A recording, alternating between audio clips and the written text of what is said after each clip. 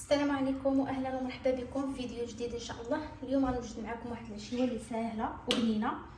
عندنا هنا طنجره درنا فيها زويته، شويه الزبده، شويه الزيت،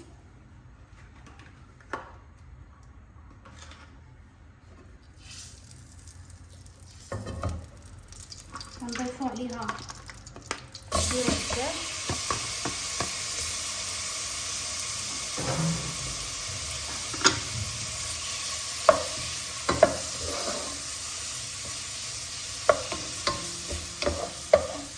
غنخليها تدور الدجاج تشحروا.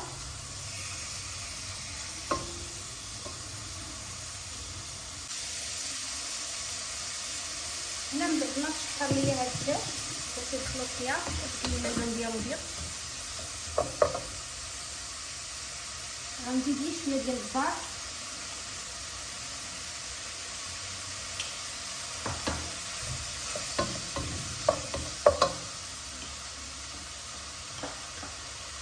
شويه الزنجبيل، غنحركو مزيان.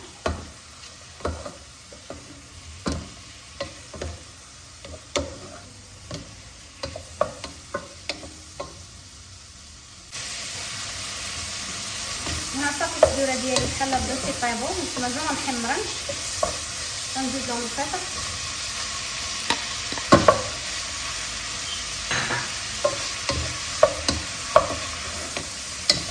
الفلفل تيجي غزال البنات مع الدجاج، واللي ما عندوش يقدر ما يضيفوش، يعني يقدر يكتفي غير بالدجاج، حيت مازال غنضيفو هاد الطبق غادي نرافقوه بشويه د البطاطا.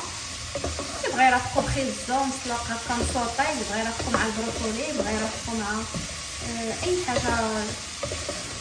المهم الخضر اللي كنديرو في لي سالاد كاملين، اللوبيا الخضراء، القرعه الخضراء النيت، غنخليهم هكا يشمروا.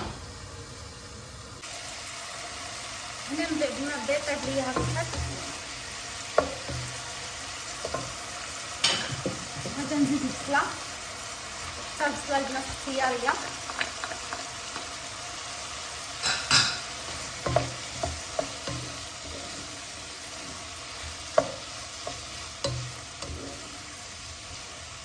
نخليو هادشي يتقلى.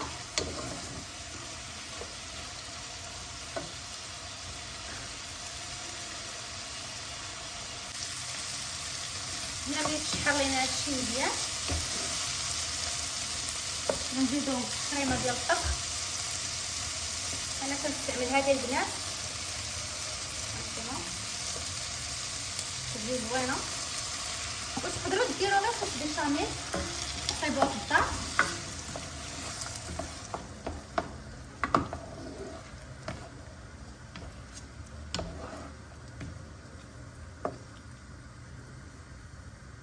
غنخليو هاد الكريمه طيب مع هاد الدجاج ومع هاد الفطر تينسجموا لينا مع بعضياتهم.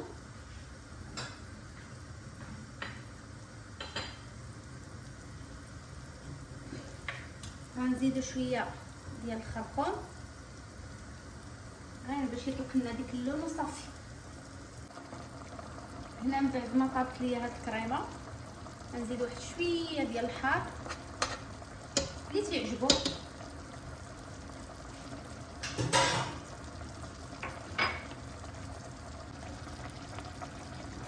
هنا ملي طابت هاد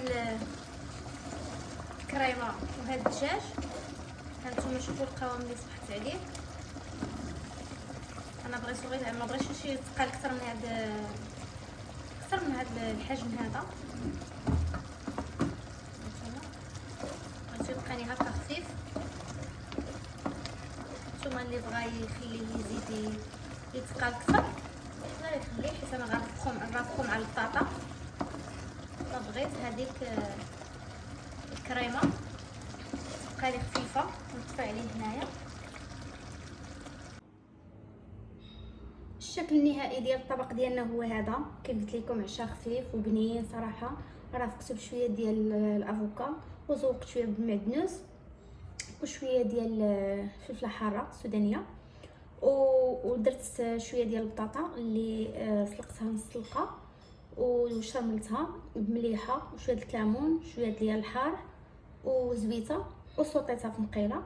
وبصحه والراحه، ما تنساونيش من الجيم والاشتراك، والسلام عليكم ورحمه الله.